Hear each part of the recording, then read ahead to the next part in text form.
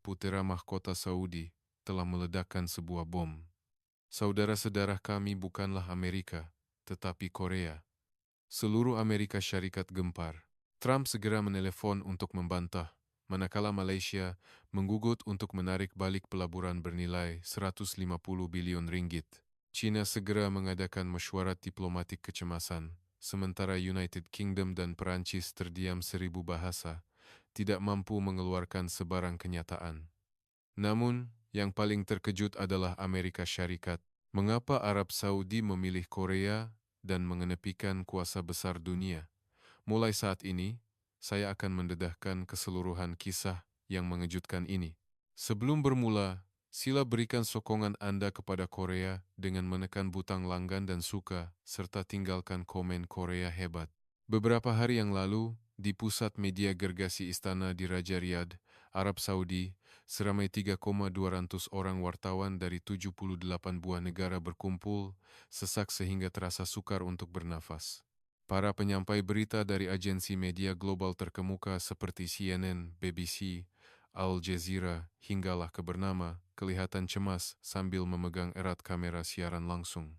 Papan elektronik di bursa saham New York terhenti seketika, dan para pedagang di pusat keuangan London terpaku di hadapan monitor mereka. Bursa saham Tokyo hampir lumpuh sejurus selepas dibuka, dan pasaran niaga hadapan minyak mentah dunia terjerumus ke dalam kancah huru-hara yang belum pernah terjadi sebelumnya, dengan harga melonjak sebanyak 47 dolar setong. Ini semua berlaku karena satu ayat yang dilontarkan oleh Duli Yang Teramat Mulia Putera Mahkota Muhammad bin Salman, selepas menolak ke tepi teks ucapan yang telah disediakan. Satu-satunya saudara-saudara yang Arab Saudi pertaruhkan nasib negara ini bukanlah Amerika Syarikat, bukan China, dan bukan juga Malaysia. Ia adalah Republik Korea. Korea ialah saudara kandung kami. Seramai 3,200 wartawan serentak berdiri. Denyaran lampu kamera meletus seperti bedilan meriam. Ketua koresponden CNN secara tidak sengaja menjatuhkan mikrofonnya semasa siaran langsung. Seorang wartawan dari NHKJ pun menanggalkan alat penterjemahnya dan memandang wajah rakan di sebelahnya dengan pandangan kosong. Pada saat itu, di Washington, juru cakap Jabatan Negara mengadakan taklimat tergempar, dan di Tokyo, lampu kecemasan di Kementerian Luar Negeri berkelip-kelip. Namun, ketika seluruh dunia tergamam, di sudut paling terpencil pusat media itu, ada seorang lelaki yang menahan air mata sambil menggenggam erat penumbuknya. Lelaki itu adalah saya. Nama saya Karim Al-Arabi, Timbalan Ketua Unit Protokol di Raja Arab Saudi, yang telah berkhidmat selama 28 tahun. Sepanjang tempo itu, saya telah menyambut dan mengiringi ketua-ketua negara, diplomat, dan utusan khas dari 47 buah negara. Daripada jabat tangan angkuh Presiden Amerika, senyuman penuh perhitungan Perdana Menteri Malaysia, sapaan rasmi kerabat di Raja British, hinggalah kerenungan tanpa emosi Presiden China, saya adalah saksi di sebalik tabir yang melihat wajah sebenar mereka. Oleh itu, saya tahu mengapa Duli Yang Teramat Mulia Putera Mahkota memilih 4 suku kata keramat itu, Republik Korea, dan memecahkan segala jangkaan dunia. Pilihan itu bukanlah keputusan terburu-buru yang didorong oleh emosi atau perhitungan politik. Ia adalah satu keyakinan yang paling dingin dan membara, yang dibina di atas bukti-bukti penuh darah dan air mata selama 28 tahun. Sekarang, saya akan mendedahkan kebenaran yang mengejutkan dan menyentuh hati, yang saya saksikan sendiri di lorong-lorong sunyi istana ini. Jika Anda mendengar kisah ini hingga ke penghujungnya, Anda akan faham mengapa kuasa besar dunia, Amerika Syarikat, menjadi gempar, mengapa Malaysia yang licik terpaksa berputih mata dan kehilangan peluang pelaburan 150 bilion ringgit, dan betapa agung dan luar biasanya sebuah negara bernama Republik Korea. Saya pertama kali menjejakkan kaki ke unit protokol di Raja pada usia 26 tahun, seorang pemuda yang penuh semangat. Unit ini, walaupun kelihatan gak sebagai jantung istana, pada hakikatnya adalah sebuah masyarakat yang paling kejam dengan hierarki yang tidak dapat diganggu-gugat. Di unit kami, terdapat satu peraturan tidak rasmi tetapi mutlak, senarai pangkat negara. Ini bukan sekadar protokol biasa. Ia adalah undang-undang tidak bertulis istana yang menentukan segalanya. Pukul berapa seorang duta akan diberi slot bertemu putera mahkota, berapa sentimeter jarak antara kerusi di bilik mesyuarat, dan siapa yang akan duduk lebih dekat dengan putra mahkota semasa jamuan makan. Nomor 1, sudah tentu, adalah Amerika Syarikat. Sebagai sekutu ketenteraan yang membekalkan 73% import senjata Arab Saudi, apabila duta mereka memohon untuk bertemu, jadwal putera mahkota akan dikosongkan dalam tempo 48 jam. Permaidani merah, sepanjang 90 meter, akan dibentangkan dari pintu utama istana hingga ke bilik pertemuan. Nomor 2 ialah United Kingdom. Sebagai rakan kongsi lama, sejak era permulaan industri minyak, duta mereka mempunyai akses pada bila-bila masa ke ruang istirahat eksklusif di sayap barat istana. Nomor 3 Perancis, nomor 4 Jerman, dan nomor 5 Malaysia. Berkat kedudukannya sebagai sebuah negara Islam yang maju dan kuasa ekonomi serantau, Malaysia adalah satu-satunya negara Asia Tenggara yang berada dalam senarai 5 teratas. Apabila duta Malaysia tiba, 2 pegawai protokol akan membuka pintu keretanya, dan kopi Arabica serta kurma ajwa akan dihidangkan di atas talam perak. Jadi, di manakah kedudukan Republik Korea? Saya mengaku dengan jujur, Korea berada di kedudukan ke-17, diapit antara Thailand dan Filipina. Hanya seorang pegawai protokol baru yang ditugaskan, dan bilik pertemuan yang disediakan adalah bilik terkecil di hujung sayap timur istana. Permaidani merah, hanya 15 meter. Apabila duta Korea Selatan datang, kami di unit protokol akan mengeluh secara terang-terangan. Korea lagi, apa yang mereka boleh tawarkan selain membeli minyak kita? Saya juga berpikiran begitu. Korea adalah pelanggan yang baik, membeli minyak mentah bernilai 35 bilion dolar setiap tahun, tetapi itu sahaja. Pelanggan tetaplah pelanggan, bukan saudara. Namun, satu peristiwa berlaku yang mula meretakkan senarai pangkat yang kejam ini. Ia berlaku pada hari seorang utusan khas Jabatan Negara AS, Richard Hunter, melangkah masuk ke istana. Pada awal musim panas itu, ketegangan antara Iran dan Arab Saudi memuncak.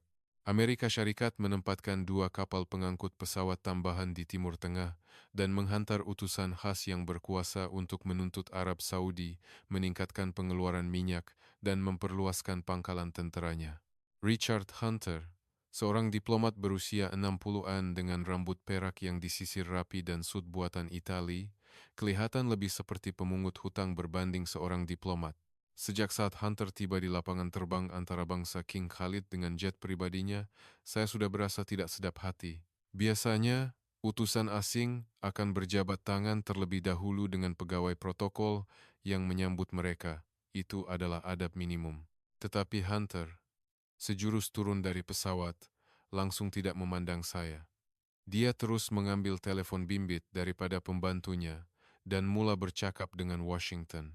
Huluran tangan saya dibiarkan tergantung di tengah panas gurun. Di dalam kendaraan kalis peluru, Hunter memandang sekilas ke arah bandar Riyadh dan berkata kepada pembantunya, mendirikan bangunan pencakar langit di tengah padang pasir ini nampak jelik. Tanpa duit minyak, tempat ini hanyalah hamparan pasir. Saya, yang duduk di belakang, mendengar setiap perkataan itu dan terpaksa menahan geram. Tetapi Amerika adalah negara nomor 1. Saya harus bersabar. Tindakan Hunter di bilik pertemuan lebih melampau. Mengikut protokol, semua utusan asing mesti berdiri dan menunggu dengan hormat sebelum putera mahkota masuk. Ini adalah peraturan yang tidak pernah dilanggar selama 28 tahun. Tetapi Richard Hunter duduk bersandar di sofa, menyilangkan kakinya, dan terus menatap skrin tabletnya. Walaupun bunyi derap langkah putera mahkota sudah kedengaran, dia tidak berganjak. Saya yang melihat dari pintu masuk merasakan jantung saya seakan berhenti berdegup. Penghinaan seperti ini belum pernah terjadi. Apabila putera mahkota masuk, barulah Hunter dengan malasnya berdiri dan menghulurkan jabat tangan yang acuh tak acuh. Tidak sampai 5 menit perbincangan bermula, telepon bimbit Hunter berdering kuat. Menjawab panggilan pribadi semasa bertemu dengan ketua negara adalah satu kesalahan diplomatik yang paling teruk. Saya segera memberi isyarat kepada pembantunya untuk mematikan telepon itu. Tetapi Hunter sebaliknya mengangkat jari telunjuknya ke arah putera mahkota dan berkata, "Sekejap, panggilan dari Washington. 1 menit saja." Mata ketua pengawal diraja yang berdiri di sebelah putera mahkota berkilat tajam. Suhu bilik terasa turun beberapa darjah. Putera mahkota hanya berdiam diri, tetapi saya perasan jari telunjuk kanannya mengetuk-ngetuk perlahan pemegang kerusi. Itu adalah isyarat kemarahan Baginda yang saya kenali selama 28 tahun. Panggilan yang sepatutnya 1 menit berlanjutan selama 4 menit. Selepas menamatkan panggilan, Hunter, tanpa sepatah kata maaf, terus ke agenda utama. Tuanku, biar saya terus terang. Amerika Syarikat menuntut Arab Saudi meningkatkan pengeluaran minyak sebanyak 1,5 juta tong sehari dengan serta-merta. Kami juga meminta kebenaran untuk hak berlabuh tambahan bagi armada kelima tentara laut AS di Pelabuhan Jubail. Anggaplah ini bukan permintaan, tetapi satu arahan demi keselamatan Timur Tengah. Saya tidak percaya apa yang saya dengar. Menggunakan perkataan arahan di hadapan pemimpin sebuah negara berdaulat, wajah timbalan Menteri Luar Arab Saudi yang turut serta menjadi merah padam. Selepas senyap seketika, putra mahkota bersuara berat, Tuan Hunter, Arab Saudi sentiasa terbuka kepada permintaan yang munasabah daripada sekutu. Tetapi perikatan bukanlah hubungan antara perintah dan kepatuhan. Perikatan tanpa rasa hormat hanyalah nama lain bagi penjajahan. Wajah Hunter serta merta mengeras. Dia memuncungkan bibirnya dan membalas, "Tuanku tidak perlu emosional, mari kita lihat angka. 73% daripada import senjata Arab Saudi datang dari AS. Jet pejuang F-15, sistem pertahanan peluru berpandu Patriot, teknologi kapal pemusnah Aegis, semua kontrak penyelenggaraannya berada di tangan kami. Jika kami hentikan bekalan alat ganti, tentara udara Saudi akan tersadai di landasan dalam masa 2 minggu. Adakah tuanku masih mau menolak permintaan kami? Itu bukan lagi diplomasi. Ia adalah ugutan terang-terangan. Wajah para pegawai Saudi yang hadir dipenuhi rasa terhina. Tetapi tiada siapa yang mampu bersuara. Angka 73% itu adalah realiti yang tidak dapat dinafikan. Apabila Hunter meninggalkan bilik itu, saya mengetap gigi melihatnya dari belakang. Bunyi tapak kasutnya di lantai marmar istana kedengaran seperti memijak-mijak maruah Arab Saudi. Malam itu, saya terfikir, inikah wajah sebenar sekutu nomor 1? Menggunakan kebergantungan senjata untuk memperlakukan sebuah negara berdaulat seperti orang suruhan. Tetapi di sebalik kemarahan itu, saya coba menafikannya. Siapa lagi yang boleh melindungi kami selain Amerika? Tepat 2 hari selepas Hunter pergi, saya melihat jadwal tetamu seterusnya. Utusan khas, Agensi Promosi Perdagangan, dan Pelaburan Korea, Park Jin-woo. Negara ranking ke-17. Protokolnya, seorang pegawai baru, bilik mesyuarat kecil di sayap timur, permaidani merah, 15 meter. Saya mengeluh, pasti, tentang kontrak minyak lagi. Tetapi keesokan harinya, apabila saya menyambut kendaraan utusan Korea itu, saya menyaksikan sesuatu yang tidak akan saya lupakan seumur hidup saya. Park Jin-woo, seorang lelaki bertubuh sederhana dengan sut biru gelap yang kemas, keluar dari sedan hitam. Sejurus keluar, perkara pertama yang dilakukannya membuatkan saya terkejut. Dia memandang tepat ke mata saya, menghulurkan tangan dengan kedua-dua belah tangannya, dan berkata dalam bahasa Arab yang fasih, "Assalamualaikum, terima kasih kerana sudi datang menjemput saya. Mesti Tuan letih dalam cuaca panas ini.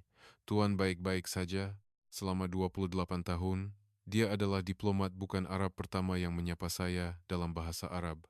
Bukan itu sahaja, sapaannya bukan sekadar basa-basi, tetapi pertanyaan ikhlas tentang keadaan saya. Hati saya tersentuh. Semasa berjalan ke bilik pertemuan, Park memberi tunduk hormat kepada setiap pengawal yang berdiri di sepanjang koridor. Para pengawal kelihatan bingung. Kebanyakan utusan asing menganggap mereka seperti tiang. 2 hari sebelumnya, Hunter langsung tidak memandang pengawal yang membukakan pintu untuknya. Di bilik pertemuan, sambil menunggu putra mahkota, Park menerima kopi Arabica yang saya hulurkan dengan kedua-dua belah tangan, menghirupnya dan berkata, aromanya sungguh mendalam. "Adakah ini campuran biji kopi dari wilayah Mocha, Yaman? Saya memang penggemar kopi." Saya sekali lagi terkejut. Selama 28 tahun, tiada seorang pun utusan asing yang dapat meneka asal-usul biji kopi kami. Ini menunjukkan minat yang tulus terhadap budaya kami. Namun, saya coba menenangkan diri. Kebaikan seperti ini tidak akan mengubah kedudukan dalam senarai pangkat. Di hadapan peluru berpandu patriot, pengetahuan tentang kopi tidak bernilai. Saya tetap meletakkan Korea dalam kotak nomor 17. Tetapi takdir telah menyediakan satu ujian besar yang akan menghancurkan senarai pangkat yang saya pegang teguh. 3 bulan kemudian, apabila api peperangan yang dahsyat meletus di Timur Tengah, wajah sebenar Amerika di ranking pertama, Malaysia di ranking kelima, dan Korea di ranking ke-17 akan terdedah dengan cara yang paling kejam dan jelas. 3 bulan kemudian, mimpi ngeri saya menjadi kenyataan. Sebuah drone milik Kor Pengawal Revolusi Iran menyerang 3 kemudahan minyak Aramco di pantai timur Arab Saudi serentak. Pada pukul 3 pagi, lampu kecemasan di bilik situasi bawah tanah istana menyala. 57 juta tong minyak, separuh daripada pengeluaran harian Arab Saudi, terhenti dalam sekelip mata. Harga minyak mentah dunia melonjak $67 setong, mencetuskan panik ekonomi global. Tetapi yang lebih dahsyat adalah apa yang berlaku selepas itu. Apabila Iran mengancam untuk menyikat Selat Hormuz, ketakutan akan perang besar-besaran merebak. Siren serangan udara bergema di Riyadh. Rakyat berpusu-pusu ke pasar raya untuk membeli bekalan. Pada ketika itulah, saya menyaksikan sesuatu yang tidak masuk akal. Hanya 4 jam selepas serangan, kedutaan British memulakan pemindahan kecemasan warganya. Ranking nomor 2, Sekutu Sedara selama 100 tahun, adalah yang pertama melarikan diri. Duta mereka hanya meninggalkan satu panggilan telepon. Mengikut arahan dari London, kami memindahkan semua kaki tangan kedutaan ke Bahrain. Tangan pegawai Kementerian Luar yang menerima panggilan itu menggeletar. Perikatan 100 tahun lenyap dalam 4 jam. 6 jam kemudian, kedutaan Perancis dipindahkan. 9 jam kemudian, kedutaan Jerman ditutup. Negara ranking ketiga dan keempat turut angkat kaki. Tetapi pengkhianatan paling parah datang dari ranking pertama. 12 jam selepas serangan, satu notis rasmi tiba dari kedutaan AS. Mengikut arahan Jabatan Negara AS, kedutaan AS di Riyadh akan memindahkan semua kaki tangan bukan penting. Keselamatan warga negara AS adalah keutamaan tertinggi. Adalah dimaklumkan bahwa Amerika Syarikat tidak mempunyai kewajiban untuk menjamin keselamatan kaki tangan tempatan Arab Saudi. Saya membaca ayat itu 3 kali. Tidak mempunyai kewajiban untuk menjamin keselamatan kaki tangan tempatan Arab Saudi. Ayat itu menusuk jantung saya. Terdapat 340 kaki tangan warga Saudi yang telah berkhidmat dengan setia di kedutaan itu selama lebih 20 tahun. Amerika Syarikat telah meninggalkan mereka dengan sehelai notis. Pada masa itulah Richard Hunter menghubungi istana, meminta 8 kendaraan kalis peluru dan pengiring tentera untuk pemindahan mereka. Dia berkata di telepon, "Karim, cepat sikit. Rakyat kami dalam bahaya. Masalah kaki tangan Saudi kamu, biar Kementerian Luar kamu yang uruskan nanti. Biar Kementerian Luar kamu yang uruskan." Ayat itu membuatkan darah saya surut. Saya teringat wajah angkuhnya 3 bulan lalu. Kini, dia memanggil nama saya seolah-olah kami kawan rapat, tetapi nyawa kaki tangan kami langsung tidak dipedulikannya. 2 hari selepas serangan, kawasan diplomatik di Riyadh menjadi seperti bandar hantu. Lampu jalan terpadam, dan bendera-bendera di kedutaan telah diturunkan. Tetapi di tengah-tengah kegelapan itu, ada sebuah bangunan yang lampunya masih menyala terang. Kedutaan Republik Korea. Saya tidak percaya dengan apa yang saya lihat. Negara ranking ke-17 yang hanya layak menerima permaidani merah 15 meter masih bertahan di tengah-tengah neraka itu dengan bendera Taegyeogi berkibar megah. Maklumat dari risikan istana lebih mengejutkan. Duta Korea, Lim Sung-hwan, telah menerima arahan untuk berpindah dari Seoul, tetapi beliau menolaknya. Mesej balasnya kepada kementeriannya membuatkan saya meremang. Terdapat 12.000 pekerja binaan Korea dan 4,700 ekspatriat di Riyadh. Saya tidak akan meninggalkan tempat ini sehingga keselamatan mereka terjamin. Jika kedutaan ditutup, rakyat kita akan merasa terabai. Saya adalah perisai terakhir untuk 16,700 rakyat Korea. Pemindahan hanya akan dibincangkan selepas semua rakyat kita selamat. Saya adalah perisai terakhir. Ranking pertama, AS, meninggalkan 340 kaki tangan tempatan, manakala ranking ke-17, Korea, mengisytiharkan akan tinggal untuk melindungi 16,700 rakyatnya. Tetapi keajaiban tidak berhenti di situ. 36 jam selepas serangan, 8.500 pekerja binaan Korea di sebuah kawasan perindustrian mula berpindah. Dalam perjalanan, mereka ternampak kira-kira 370 penduduk awam Saudi, termasuk kanak-kanak dan orang tua, terkandas di tepi jalan tanpa pengangkutan. Pengurus tapak Korea, Jeong Tae-hwan, segera membuat keputusan.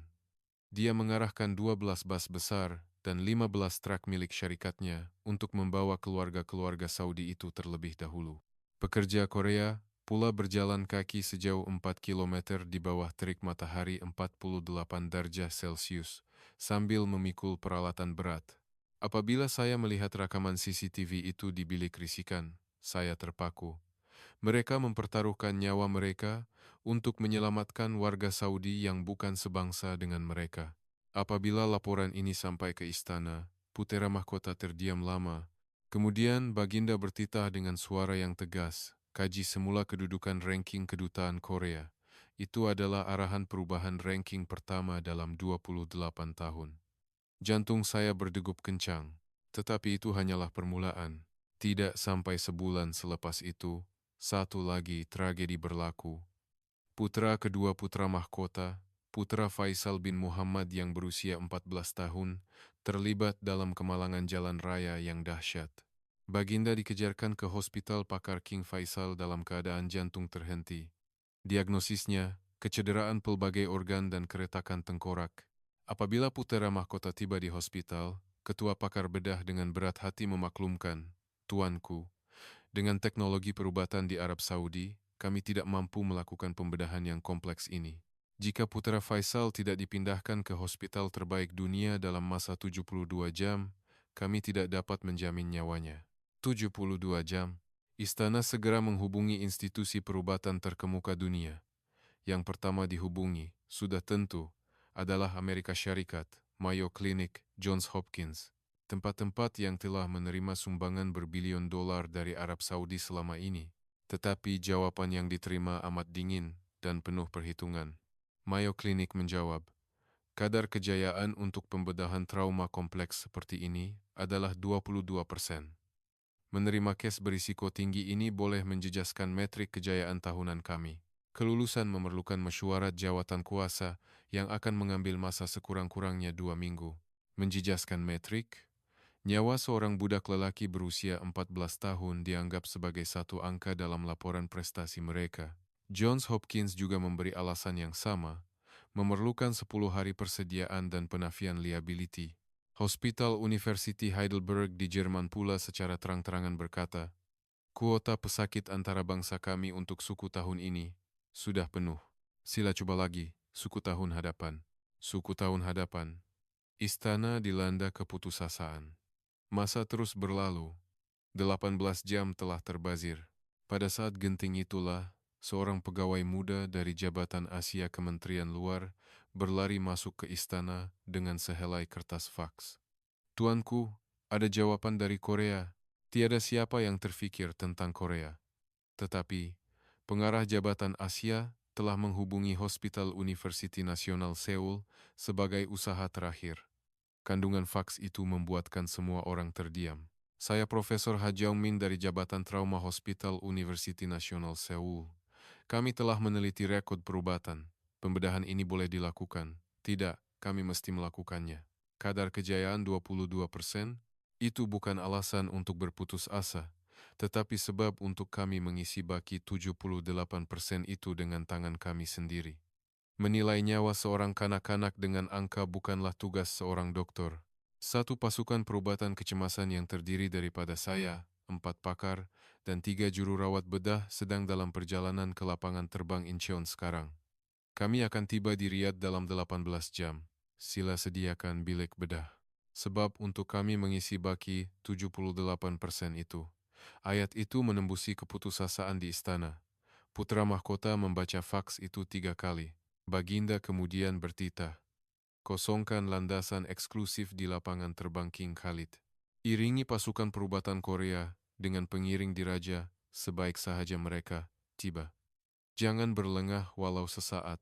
Tepat 17 jam 42 menit kemudian, pesawat khas Korean Air mendarat. Sejurus pintu dibuka, Profesor Ha Jeong-min turun dengan pantas, masih memakai jaket pembedahan. Di tangannya ada beg peralatan dan tablet yang penuh dengan imbasan CT pesakit. Dia berkata kepada pasukan perubatan Saudi yang menyambutnya, "Di mana budak itu? Bawa saya kepadanya sekarang." Saya sudah melihat imbasan CT-nya 98 kali di dalam pesawat. Setiap menit berharga. 98 kali. Sepanjang penerbangan 18 jam, dia tidak tidur. Sebaliknya menghafal setiap inci tubuh Putra Faisal. Di hospital, sebelum menukar pakaian, dia terus ke unit rawatan rapi. Melihat wajah pucat budak lelaki itu, Profesor H memegang tangannya dan berbisik dalam bahasa Korea yang kemudiannya diterjemahkan oleh seorang jururawat. Tidak apa-apa, Pak Cik sudah ada di sini. Bukan istilah perubatan, bukan statistik, tetapi satu ayat yang menenangkan. Pembedahan itu berlangsung selama 14 jam. Putra mahkota tidak berganjak dari ruang menunggu. Pada jam ke-12, seorang jururawat bedah Korea, Kim Yong-jo, menawarkan diri untuk menderma 400 cc darahnya sendiri apabila bekalan tambahan diperlukan. Apabila permaisuri mendengar hal ini, Baginda menangis tersak-esak. Akhirnya, selepas 14 jam 13 menit, lampu merah bilik bedah padam. Profesor H keluar, basah lencun dengan peluh, dan berkata dengan senyuman tipis, "Tuanku, pembedahan berjaya. Putera akan sedar sepenuhnya. Selepas sebulan fisioterapi, Baginda akan dapat berlari semula." Pada saat itu putra mahkota melakukan sesuatu yang tidak pernah saya lihat selama 28 tahun. Baginda memeluk erat Profesor H. Seluruh istana menangis kegembiraan, tetapi kisah tidak berakhir di situ. Jururawat Kim Yung-ju memilih untuk tinggal selama sebulan lagi untuk membantu pemulihan putra Faisal. Dia menjaganya, memasak bubur ala Korea untuknya, dan menemaninya setiap malam. Pada hari putra Faisal dibenarkan keluar, Baginda berjalan terhuyung-hayang ke arah Kim Yung-ju, memeluknya, dan berkata dalam bahasa Korea yang dipelajarinya secara rahasia, "Nona gumawoyo, saranghayo." "Kakak, terima kasih. Saya sayang kakak." Permaisuri memegang tangan Kim Yong-ju dan berkata, "Anda adalah penyelamat anak saya. Istana Saudi tidak akan melupakan jasa ini." Namun, ujian sebenar belum berakhir. Ketika istana masih diselubungi rasa terharu, satu nota diplomatik tebal tiba dari Kuala Lumpur. Kerajaan Malaysia menuntut Arab Saudi menyokong inisiatif laluan Sutera Digital Pan Asia yang diterajui oleh Malaysia. Sebagai balasan, satu pakej pelaburan bernilai 150 bilion ringgit dalam sektor petrokimia, tenaga hidrogen, dan teknologi pintar akan disalurkan. Tetapi ada udang di sebalik batu. Syarat utama inisiatif itu secara tersirat akan menyenarai hitamkan syarikat-syarikat teknologi utama Korea daripada proyek mega Arab Saudi di masa hadapan. Ia adalah satu cubaan licik untuk menyingkirkan pesaing. Ayat terakhir dalam nota itu berbunyi, "Kami mengingatkan bahwa proyek kerjasama ekonomi bernilai 150 bilion ringgit ini adalah asas kepada hubungan dua hala kita. Kami berharap kerajaan Arab Saudi akan membuat keputusan yang bijaksana." Keputusan yang bijaksana. Maksudnya jelas. Ikut cakap kami dan dapat 150 bilion ringgit atau lawan dan hilang semuanya. 2 hari kemudian, timbalan duta Malaysia, Dato Iskandar, datang ke istana. Dia seorang lelaki pertengahan 50 kanan yang sentiasa tersenyum, tetapi senyumannya penuh perhitungan. "Tuan Timbalan Menteri," katanya. "Kami dengar hubungan Saudi dengan Korea semakin rapat. Itu bagus. Tetapi seperti yang Tuan tahu, dari segi skala ekonomi dan pengaruh serantau, Korea jauh di belakang Malaysia. Jangan biarkan emosi mengaburi pertimbangan strategik. Jangan biarkan emosi. Darah saya menyirap. Jika menyelamatkan nyawa seorang putra dianggap emosi, jika menjaga kedutaan di tengah perang dianggap emosi, maka ya, itu adalah emosi yang 1000 kali lebih berharga daripada 150 bilion ringgit." Dato Iskandar menyambung, "Pilihan di hadapan tuanku mudah. 150 bilion ringgit dan rakan strategik Islam yang kukuh, atau sebuah negara yang hanya mampu menawarkan bantuan sementara. Fikirlah baik-baik. Sebelum keluar, dia menambah dengan sinis. Sejujurnya, Korea itu nampak hebat di luar tetapi kosong di dalam. Rakan sejati yang boleh Arab Saudi harapkan ialah kami, Malaysia. Selepas pemergiannya, putra mahkota, setelah mendengar laporan itu, bertitah dengan suara yang dingin. Siasat inisiatif laluan sutra digital ini. Kenapa Malaysia begitu terdesak untuk menyingkirkan Korea? Laporan 2 hari kemudian mengesahkan ia adalah satu rancangan untuk memonopoli pasaran teknologi serantau. Keputusan putera mahkota selepas itu akan tercatat dalam sejarah. Apa hebatnya 150 bilion ringgit, kita tidak akan berurusan dengan mereka yang fikir marwah boleh dibeli dengan uang. Arab Saudi tidak akan bersekongkol dalam rancangan untuk menganiaya rakan yang setia. Tolak semua permintaan Malaysia. Saya mencatat arahan itu dengan tangan yang menggeletar. Malaysia terkejut dan mengugut untuk membekukan semua proyek. Tetapi Arab Saudi tidak berganjak. Pihak yang paling lewat mengetahui perkara ini ialah Korea.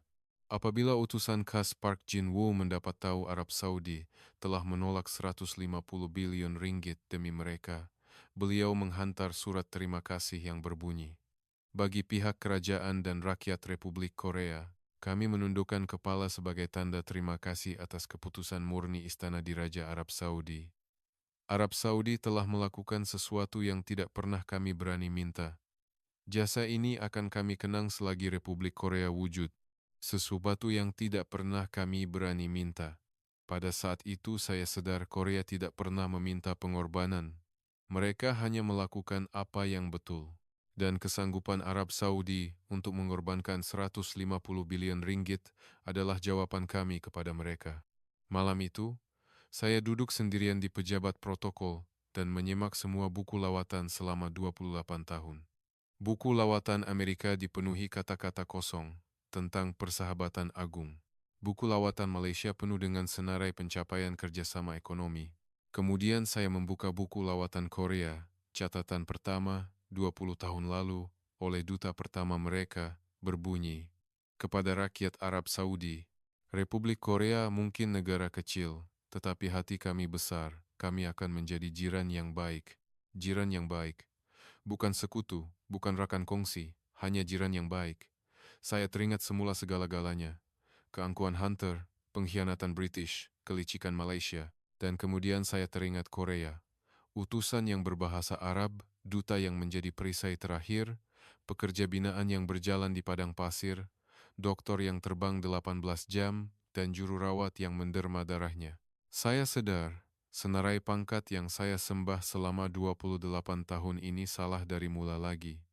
Sekutu sejati bukan ditentukan oleh jumlah senjata, tetapi oleh siapa yang tinggal di sisi Anda pada malam yang paling gelap.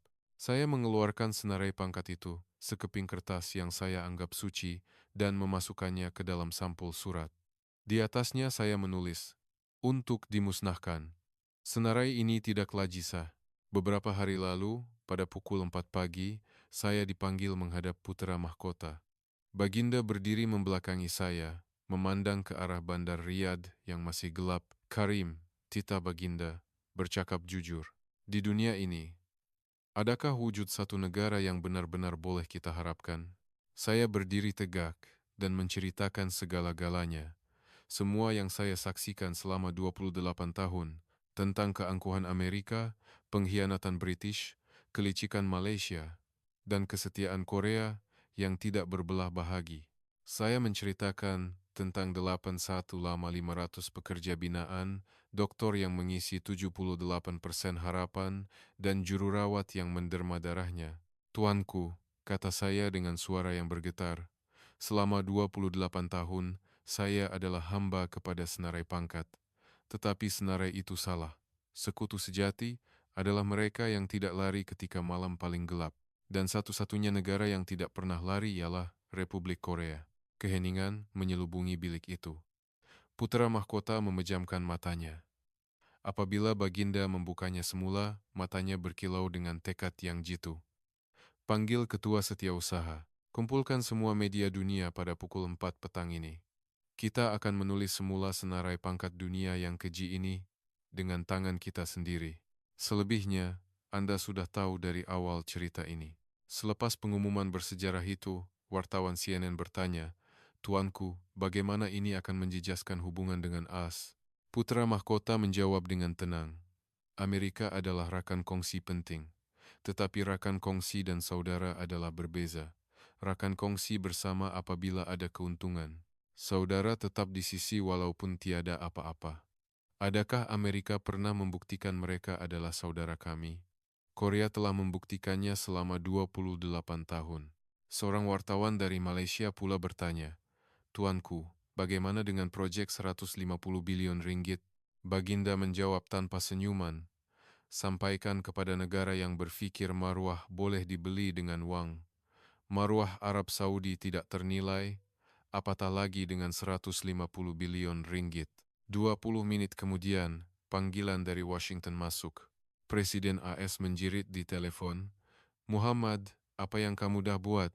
Putra mahkota meletakkan telepon di telinganya, senyap seketika, dan kemudian berkata, "Tuan Presiden, adakah Amerika pernah berjalan di padang pasir untuk kami? Adakah Amerika pernah menyelamatkan nyawa anak kami? Adakah Amerika pernah melepaskan 150 bilion ringgit demi kami? Korea telah melakukan semuanya, tanpa meminta balasan. Selamat malam." Lalu Baginda meletakkan gagang. Malam itu, dunia bergegar. Seorang penganalisis BBC berkata, "Ini adalah hari di mana sejarah diplomatik ditulis semula. Gangguan kuasa besar yang coba mengawal dunia dengan peluru dan dolar telah tunduk di hadapan sebuah negara bernama Republik Korea yang bersenjatakan keikhlasan dan kesetiaan." Saya duduk sendirian di pusat media yang kosong. Dalam poket saya, ada sampul surat kosong dari senarai pangkat yang telah saya musnahkan. Saya silap selama 28 tahun. Negara yang hebat bukanlah negara yang menjual bom, tetapi negara yang tinggal bersama Anda ketika bom jatuh. Negara yang hebat bukanlah yang menghulurkan bil bernilai 150 bilion ringgit, tetapi yang mempertaruhkan nyawa pada peluang 22%. Negara yang hebat bukanlah yang memberi arahan, tetapi yang terlebih dahulu mengucapkan Assalamualaikum. Republik Korea. Ranking ke-17. Permaidani merah 15 meter. Tetapi sekarang saya tahu, bukan panjang permaidani yang menentukan pangkat sebuah negara, tetapi kedalaman hatinya. Keagungan Republik Korea tidak terletak pada KDNK atau kekuatan tenteranya. Ia terukir di belakang pekerja binaan yang membawa warga asing menaiki busnya, di tangan doktor yang terbang 18 jam untuk berkata tidak apa-apa, dan di lengan juru rawat yang menderma darahnya kepada anak orang lain. Jika Anda merasakan kisah ini perlu dikongsi, kongsikan video ini. Satu perkongsian Anda adalah pengisytiharan paling kuat kepada dunia tentang siapa sebenarnya Republik Korea. Jika hati Anda tersentuh, tinggalkan komen bangga di bawah, kerana kita adalah sebuah negara hebat yang layak menerima penghormatan ini. Sehingga kini, inilah kebenaran mengejutkan yang disaksikan oleh seorang timbalan ketua unit protokol di Raja Arab Saudi selama 28 tahun. Terima kasih.